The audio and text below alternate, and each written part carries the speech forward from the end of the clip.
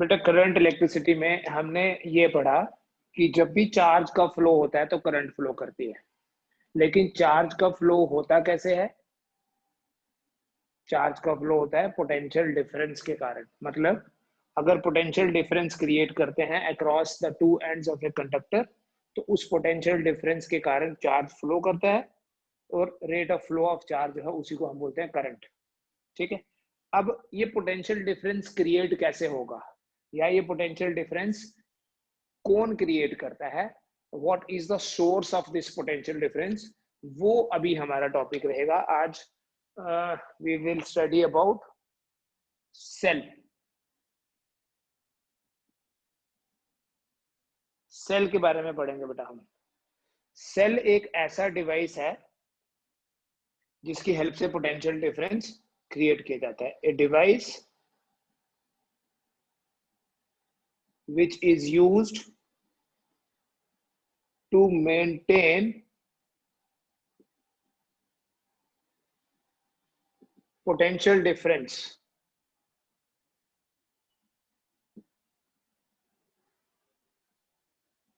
across its two ends। एक ऐसा device जिसकी हेल्प से हम पोटेंशियल डिफरेंस मेंटेन करते हैं अक्रॉस इट्स टू एंड्स, उस डिवाइस को बेटा हम सेल बोलते हैं। ठीक है, एक्चुअली ये जो सेल है ना, हम शॉर्ट में सेल बोलते हैं। It is called as electrochemical cell।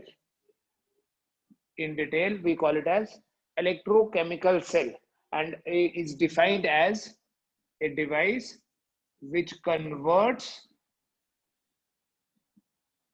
chemical energy into electrical energy।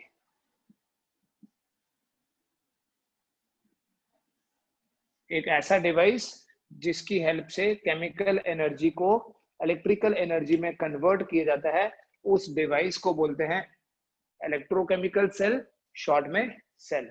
ठीक है, एक्चुअली क्या होता है, अगर आप इसका डिटेल्ड देखें, इसकी केमिस्ट्री देखें, तो ये एक कंटेनर में कोई लिक्विड होता है, उस लिक्विड को इलेक्ट्रोलाइट बोलते हैं, right. Inside this electrolyte there are two metallic plates. These metallic plates are called as electrodes। और यहाँ इसमें केमिकल रिएक्शन होता है, कैटाइंस और एनाइंस का मूवमेंट होता है। कैटाइंस और एनाइंस के मूवमेंट के कारण जो केमिकल इफेक्ट होता है, ये जो सेल है बेटा, it is based on the chemical effect of current. ये आप इसकी केमिस्ट्री भी पढ़ते हो, केमिस्ट्री में आपका 12th में एक चैप्टर है इलेक्ट्रोकेमिस्ट्री, तो उसमें हम डिफरेंट टाइप्स ऑफ सेल्स के बारे में पढ़ते हैं, right. These electrodes are cathode and anode, but हमारे लिए फिजिक्स पॉइंट ऑफ व्यू से सेल का ये सिंबल है, this is the symbol of a cell. ठीक है, और बहुत सारे सेल्स को कंबाइन करेंगे तो बैटरी बन जाती है। So this is the symbol of a battery. This is a cell and this is a battery. जब हम इस तरीके से बनाते हैं ना सेल, तो हम एक चीज इग्नोर करते हैं, हम एक्चुअली आइडियल सेल लेते हैं। प्रैक्टिकली सेल को ऐसे रिप्रेजेंट किया जाता है। प्रैक्टिकली एक सेल में दो पैरामीटर्स होते हैं, एक को ई बोलते हैं और एक को स्मॉल आर से रिप्रेजेंट किया जाता है बेटा। This E is called as EMF, और आर को बोलते हैं इंटरनल रेजिस्टेंस। आर को बोलते हैं इंटरनल रेजिस्टेंस। ईएमएफ इसकी जो फुल फॉर्म है, that is electromotive force. Full form is electromotive force, but this is actually not force. It is actually not a force, it is the maximum potential difference.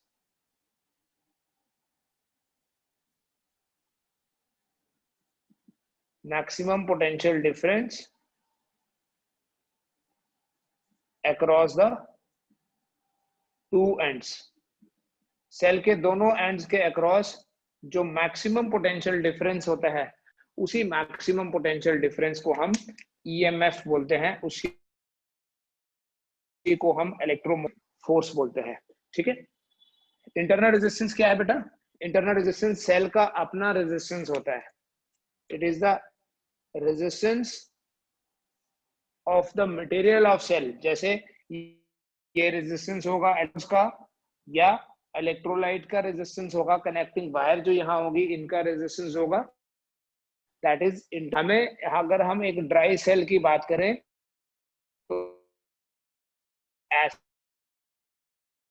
Dry cell, ठीक है, यहाँ एक hat जैसा terminal होता है and you know inside there is like, ये ऐसा होता है। तो ये पॉजिटिव साइड पे होता है, यहाँ नेगेटिव। इसी सेल की बात करते हैं हम। तो it is having two parameters. One is called as electromotive force EMF and the other is internal resistance. Internal resistance depends on nature and concentration of the electrolyte. किस पे डिपेंड करता है इंटरनल रेजिस्टेंस? इस electrolyte की nature पे। Nature पे मतलब sometimes we use silver nitrate, sometimes we use copper sulphate, उस पे डिपेंड करता है नेचर एंड कॉन्सेंट्रेशन। और दूसरा ये डिपेंड करता है एरिया ऑफ इलेक्ट्रोड्स, ठीक है, distance between the electrodes, and it also depends on temperature. लेकिन जो ये सेल है बेटा, इसका अल्फा नेगेटिव होता है। नॉर्मली हम क्या बोलते हैं, मेटल्स में alpha is positive, but in electrolytes this alpha is negative. इसका मतलब ये है कि जब हम किसी सेल का टेम्परेचर बढ़ाएंगे तो टेम्परेचर बढ़ाने से सेल का रेजिस्टेंस जो है वो कम हो जाएगा। नॉर्मली क्या होता है, किसी मेटल का जब हम टेम्परेचर बढ़ाते हैं, टेम्परेचर बढ़ाने से उसका इंटरनल रेजिस्टेंस बढ़ जाता है मेटल्स में, लेकिन इलेक्ट्रोलाइट्स में उल्टा है। इसीलिए आपने ऑब्जर्व किया होगा ड्यूरिंग विंटर हम अपनी कार को स्टार्ट करने लगते हैं कई बार, तो कार स्टार्ट नहीं होती, बट जब हम उस बैटरी के ऊपर गर्म पानी डालते हैं तो गर्म पानी डालने से क्या होता है, वो कार स्टार्ट हो जाती है। क्योंकि गर्म पानी डालने से क्या हुआ, इंटरनल रेजिस्टेंस कम हो गया बैटरी का, और जब इंटरनल रेजिस्टेंस कम होगा ऑटोमेटिकली करंट जो है वो ज्यादा सप्लाई होगी। ठीक है। किसी नए सेल का, नए सेल और पुराने सेल में टेक्निकल डिफरेंस क्या है?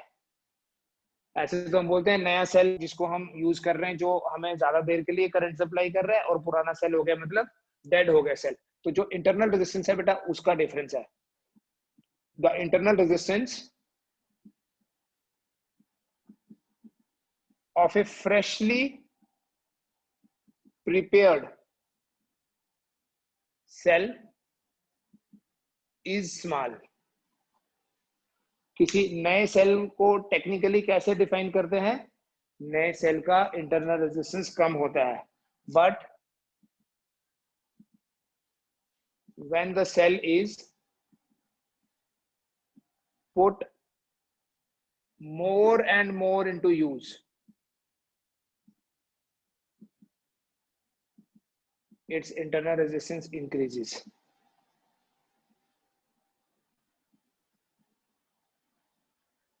ठीक है। और इंटरनल रेजिस्टेंस इंक्रीज होने से क्या होगा, सेल की करंट सप्लाइंग कैपेसिटी जो है वो कम हो जाएगी। इसलिए जब हम बोलेंगे कि सेल डेड हो गया, इसका मतलब इसका इंटरनल रेजिस्टेंस इतना बढ़ गया है कि अब ये करंट सप्लाई नहीं कर पा रहा है। ठीक है। These are the parameters, internal resistance and EMF. ठीक है। हम इस इंटरनल रेजिस्टेंस का एक्सप्रेशन डिराइव करेंगे।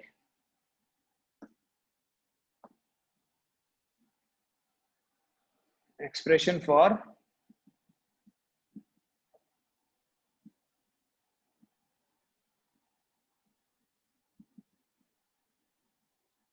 Internal resistance.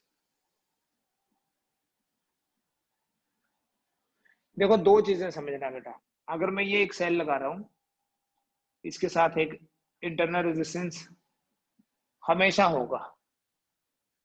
ये एक्सटर्नल रेजिस्टेंस है,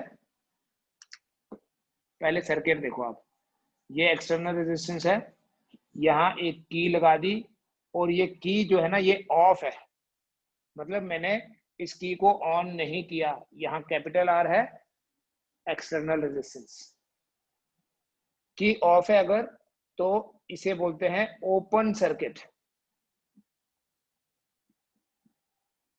जो ओपन सर्किट होता है उस ओपन सर्किट में करंट का फ्लो नहीं होता। इसी सेल को अगर यही सर्किट रहने दूं और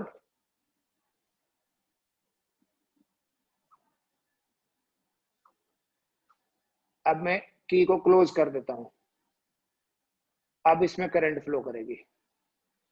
ठीक है, जब करंट फ्लो करेगी then it will be called as a closed circuit. तो ओपन सर्किट में करंट फ्लो नहीं करती, लेकिन क्लोज सर्किट में करंट फ्लो कर रही है। तो जब भी हम सेल को यूज करेंगे, सेल को यूज करने का मतलब होता है सेल से करंट ड्रॉ करनी है, to take current from the cell. किसी सर्किट में लगाना है ताकि सेल जो है उस सर्किट के जो कंपोनेंट्स हैं उनको उनके अक्रॉस पोटेंशियल डिफरेंस क्रिएट कर सके और उस पोटेंशियल डिफरेंस के कारण करंट फ्लो कर सके। तो हम क्लोज सर्किट की बात करते हैं। यहां बेटा दो चीजें समझनी है, एक ईएमएफ जिसे बोलते हैं मैक्सिमम पोटेंशियल डिफरेंस, और एक V, it is potential difference. E is the maximum potential difference and V is the potential difference। मतलब उस मैक्सिमम के अलावा कोई भी और वैल्यू।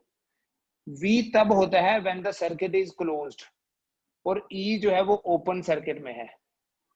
मतलब ये कि अगर मैंने ऐसे टेबल पे कहीं शेल्फ पे एक सेल रखा है तो उस सेल की ईएमएफ है, बट जब मैं उसको यूज कर लूं किसी टॉर्च में, किसी रेडियो में या किसी भी सर्किट में, जब मैं उसको यूज कर लूंगा तो वो ई जो है वो ई नहीं रहेगा, वो पोटेंशियल डिफरेंस बन जाएगा। ठीक है, यहाँ पर ई है, लेकिन यहाँ पर इस डिवाइस के अक्रॉस जब इसमें देखो आई करंट फ्लो करेगी तो इसके अक्रॉस पोटेंशियल डिफरेंस होगा वी। किसी भी सेल को यूज करने का पर्पस क्या है, सेल को हम क्यों यूज करते हैं? क्योंकि हमारा जो डिवाइस है उसको पोटेंशियल डिफरेंस चाहिए, तभी उस डिवाइस में से करंट फ्लो करेगी। तो करंट फ्लो करवाने के लिए हम पोटेंशियल डिफरेंस क्रिएट करते हैं। ठीक है, वो सेल की हेल्प से होगा। सो हमारे पास देखिए यहां इक्वेशन क्या है, ये जो ईएमएफ है, इस ईएमएफ को दो काम करने यहां। एक तो इस ईएमएफ के कारण ही करंट, ईएमएफ इज कॉज, ऐसे समझ लो कि सेल हमने लगाया तो है, बट ईएमएफ तब है जब ओपन सर्किट है, बट जब पोटेंशियल डिफरेंस होगा तो वो होगा ईएमएफ के कारण ही। मतलब अगर हम बोले कि ओपन सर्किट में ईएमएफ है तो क्लोज सर्किट में क्या है? क्लोज सर्किट में बेटा उसका इफेक्ट है, और उस इफेक्ट को बोलते हैं potential difference. EMF is cause और पोटेंशियल डिफरेंस उसका इफेक्ट है। मतलब ये जो ईएमएफ है it is equal to I into R plus R, this is according to Ohm's law. EMF is maximum potential difference, it is equal to I into IR, ये ऐसे आ गया, plus I into ये वाला R। It means कि E जो है मेरे पास it is equal to I into R plus I into small r। बेटा जो I into R है, I into R it is V, potential difference इसी को बोलते हैं according to Ohm's law.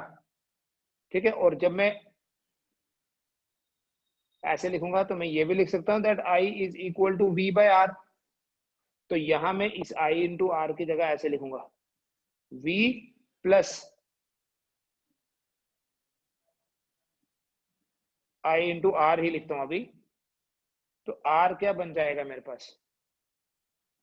E minus V divided by I, which is equal to E minus V divided by I की जगह क्या लिखूं? V by R। ठीक है, देखिए बेटा ध्यान से, इससे क्या होगा मेरे पास? स्मॉल r बनेगा E minus V divided by V into R, E by V minus 1 into R. This is expression for internal resistance of a cell. What is internal resistance? E by V minus 1 into R.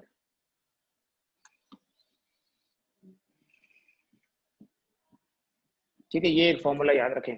Difference समझने, EMF जब होगा, यहाँ EMF है खाली, ठीक है, क्योंकि यहाँ करंट फ्लो नहीं कर रही, बट यहाँ पर जो ईएमएफ है इसके कारण हम तो चाहते थे इसको पोटेंशियल डिफरेंस मिले, इसके अक्रॉस पोटेंशियल डिफरेंस हो, but at the same time इसके अक्रॉस भी हो जाता है, ठीक है। इसलिए इसको ज्यादा पोटेंशियल डिफरेंस तब मिलेगा अगर ये रेजिस्टेंस कम हुआ, तो जितना ये रेजिस्टेंस कम होगा उतना अच्छा है। इसलिए जब नया सेल होता है, नए सेल का इंटरनल रेजिस्टेंस कम है, इसलिए नए सेल में हमारा जो डिवाइस होगा, जो हमारा बल्ब होगा या जो भी हमने कुछ लगाया कोई सर्किट, उसके अक्रॉस पोटेंशियल डिफरेंस मैक्सिमम होगा। जब इस सेल का इंटरनल रेजिस्टेंस बढ़ेगा, बोले कॉन्सेंट्रेशन कम हो रही है इलेक्ट्रोलाइट की, इसलिए इंटरनल रेजिस्टेंस बढ़ जाता है, ठीक है। जब कॉन्सेंट्रेशन बिल्कुल ही कम हो गई तो इंटरनल रेजिस्टेंस जो है वो इनफाइनाइट हो जाएगा, करंट जीरो हो जाएगी। फिर करंट जीरो होगी तो बोलेंगे सेल जो है वो डेड हो गया, ठीक है। तो नॉर्मली अगर आप देखो इक्वेशन क्या है मेरे पास, E इक्वल्स टू V, इसको जो मिला, plus I into R, and you can make an idea here कि E जो है that is greater than V।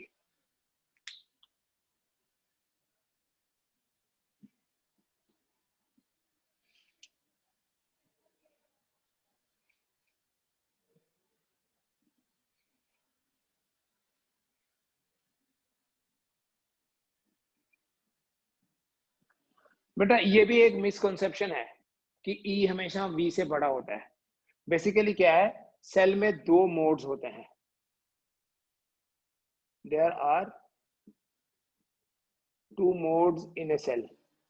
हर एक सेल में नहीं, कुछ सेल्स में दो मोड होते हैं, कुछ में तो एक ही होता है। पहले मैं इन दो मोड्स की बात कर लेता हूँ, फिर हम टाइप्स की बात करेंगे। एक होता है बेटा जो हर एक सेल में होता है, इस मोड को बोलते हैं डिस्चार्जिंग मोड, इस मोड को बोलते हैं डिस्चार्जिंग मोड। और दूसरा मोड जो हर एक सेल में नहीं होता, we call it as charging mode. बेटा जो डिस्चार्जिंग मोड है, इस डिस्चार्जिंग मोड में क्या होता है, इस डिस्चार्जिंग मोड में ध्यान से देखना, पहली चीज, this is available in primary as well as secondary cells।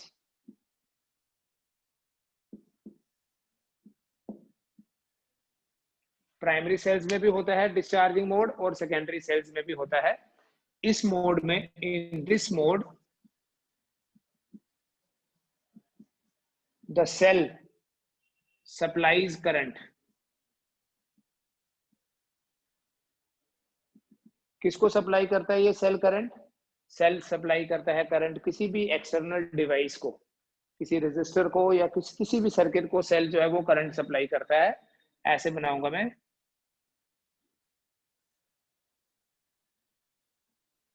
ये हमारा डिवाइस है, सेल इसको करंट सप्लाई करेगा E, और इसके अक्रॉस जो वोल्टेज होगी वो होगी V। तो मैं लिखूंगा E equals to V plus I into R, जैसे पहले आपको बताया। So I say that E is greater than V, ठीक है। ये नॉर्मल मोड होता है। नॉर्मल मोड क्यों बोलते हैं इसको? क्योंकि ये हर टाइप के सेल में होता है, whether we have primary cell और ए सेकेंडरी सेल, कोई भी सेल बना ही डिस्चार्ज होने के लिए है, ठीक है। मतलब कोई भी सेल बना ही करंट सप्लाई करने के लिए है। दूसरा जो है उसको बोलते हैं चार्जिंग मोड। चार्जिंग मोड जो है वो सिर्फ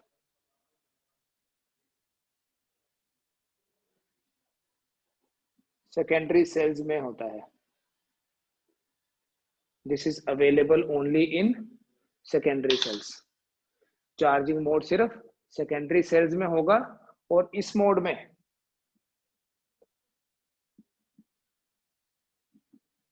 the current is supplied to the cell.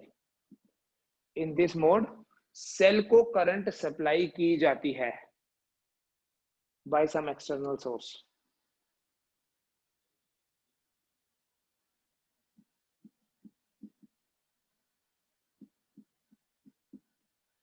कोई एक्सटर्नल सोर्स जो है वो सेल को करंट सप्लाई करता है।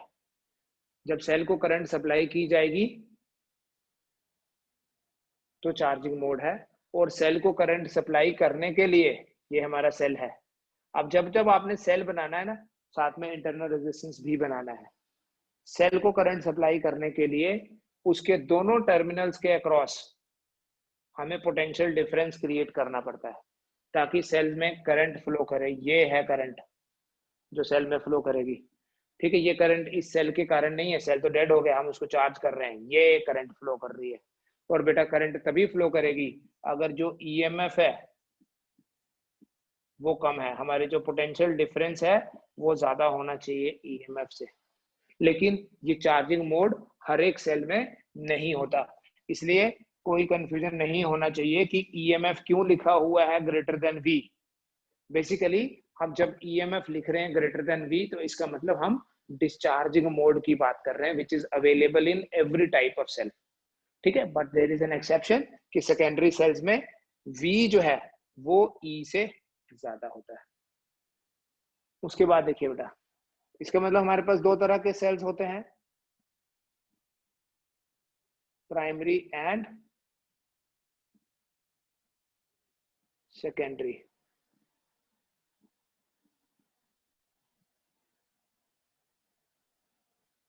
क्या फर्क है, टेक्निकल डिफरेंस देखिए। प्राइमरी सेल्स में इरिवर्सिबल केमिकल रिएक्शन होती है,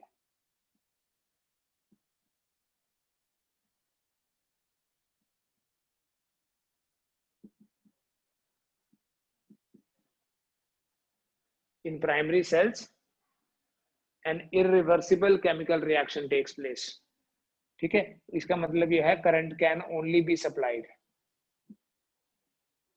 current can be supplied by the cell, the current is supplied by the cell, और थोड़ा सा current can not be supplied to the cell. क्या मतलब हुआ कि इस सेल को हम रिचार्ज नहीं कर सकते, दोबारा से इसको हम चार्ज नहीं कर सकते। एक बार डेड हो गया then we have to throw it out, then it will not be available for use, ठीक है। उसको बोलते हैं प्राइमरी सेल्स, जिसको रीयूज नहीं कर सकते। Once the cell is dead we just throw it. दूसरा है बेटा सेकेंडरी सेल। जो सेकेंडरी सेल होता है, ये सेकेंडरी सेल में रिवर्सिबल केमिकल रिएक्शन होती है।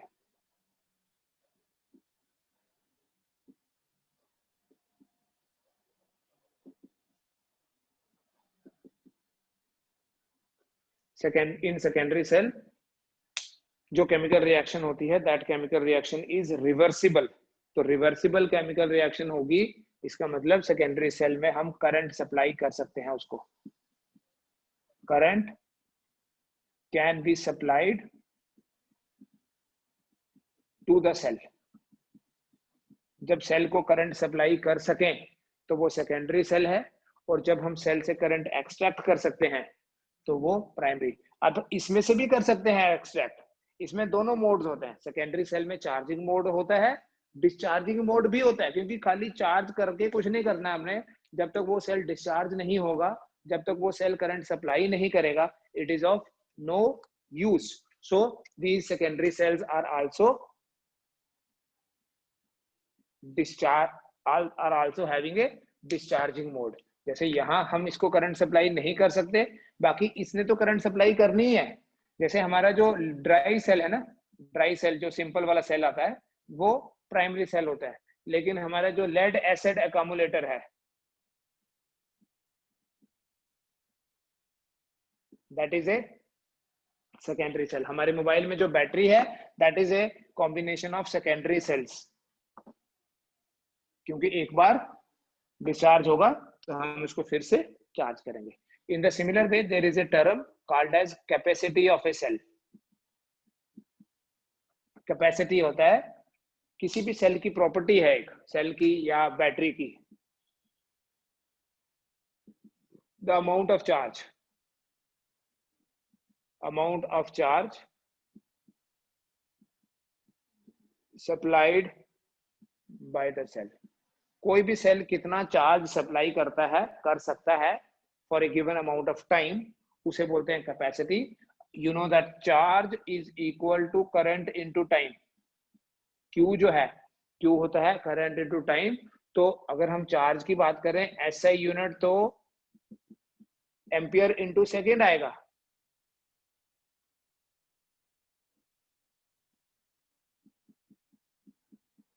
लेकिन आपको पता है हमें किसी भी सेल से, किसी भी बैटरी से कुछ सेकेंड्स के लिए करंट नहीं चाहिए, इसलिए जो हम प्रैक्टिकल यूनिट यूज करते हैं ना, practical unit is AH। We don't want current for few seconds, we want it for few hours. So AH का मतलब है एम्पियर और, ठीक है, और 1 एम्पियर आर जो है 1 ampere into 3600 second would be 3.6 into 10⁻³ ampere into second को हम क्या बोलते हैं पता है? कूलम। इधर लिख देता हूं, राइट। देखो आपने एक टर्म सुनी होगी, जब हम किसी बैटरी की बात करते हैं, मोबाइल फोन खरीदने जाते हैं, तो एक इंपॉर्टेंट फैक्टर होता है कि बैटरी कितने mAh की है। जैसे अगर कोई बैटरी 3000 mAh है, इसका मतलब क्या हुआ टेक्निकली, देखो अब आपको पता चलेगा। 3000 मिली एम्पियर और mAh की जगह लिखा 10⁻³ तो इसका मतलब है इस बैटरी की कैपेसिटी है कि ये 3 एम्पियर करंट सप्लाई कर सकती है। 3 एम्पियर कितनी देर के लिए?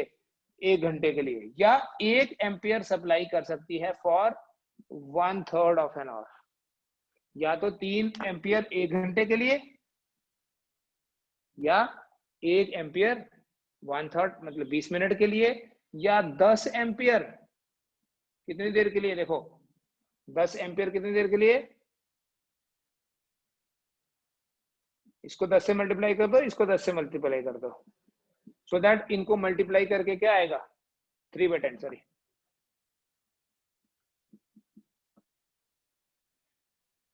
ठीक है, 10 एम्पियर, इसको मल्टीप्लाई करो 3 आएगा। अगर 3AH है, इन दोनों को मल्टीप्लाई किया 3AH आया, इन दोनों को मल्टीप्लाई किया, सॉरी ये 3 ampere 1 ampere for 3 hours, sorry 1 ampere for 3 hours, तब भी आया 3AH। 10 ampere for 3/10 hours. या अगर मैं करंट को कम कर लूं, मान लो मैं बोलूं करंट मुझे चाहिए 1/3 एम्पियर, तो कितनी देर के लिए? For 9 hours. इन दोनों को अगर उसकी कैपेसिटी 3000 mAh है या 3AH है, एक ही बात है, तो 3AH हुआ, मल्टीप्लाई करो 3AH हुआ, मल्टीप्लाई करो 3AH हुआ, मल्टीप्लाई करो 3AH हुआ। तो जितनी कम करंट ड्रॉ करेंगे ना, कैपेसिटी उसकी फिक्स्ड है, जितनी कम करंट ड्रॉ करेंगे उतने ज्यादा देर के लिए वो मिलेगी। अगर हम ज्यादा करंट ड्रॉ करेंगे तो वो थोड़ी देर के लिए मिलेगी, कम करंट ड्रॉ करेंगे तो ज्यादा देर के लिए हम उसको यूज कर सकते हैं। दैट इज वाई अगर हम अपने मोबाइल में बैटरी, देखो 2 फोन ले लिए, एक दोनों 3000 mAh है, तो एक बोलते हैं कि मेरा जल्दी से डिस्चार्ज हो जाता है, और दूसरे जो है वो कहते हैं नहीं शाम तक जरूरत नहीं पड़ती। इसका मतलब जिसका जल्दी से डिस्चार्ज हो रहा है वो ज्यादा देर के लिए उसको यूज कर रहा है। ज्यादा देर के लिए यूज कर रहा है मतलब उसमें से ज्यादा करंट ड्रॉ कर रहा है। जब वो ज्यादा करंट ड्रॉ करेगा तो ऑटोमेटिकली टाइम कम हो जाएगा, वो जल्दी से डिस्चार्ज हो जाएगी। और अगर वो ऐसी एप्लीकेशन यूज कर रहा है जहां करंट की कम जरूरत है, तो कम करंट ज्यादा देर के लिए और ज्यादा करंट थोड़ी देर के लिए, ये फिक्स होती है। इस प्रॉपर्टी को कैपेसिटी ऑफ ए सेल या कैपेसिटी ऑफ ए बैटरी बोलते हैं। ठीक है, ये बेसिक इंट्रोडक्शन है, इतना आज कर लीजिए। हम नेक्स्ट क्लास में कॉम्बिनेशन ऑफ सेल्स पढ़ेंगे। ठीक।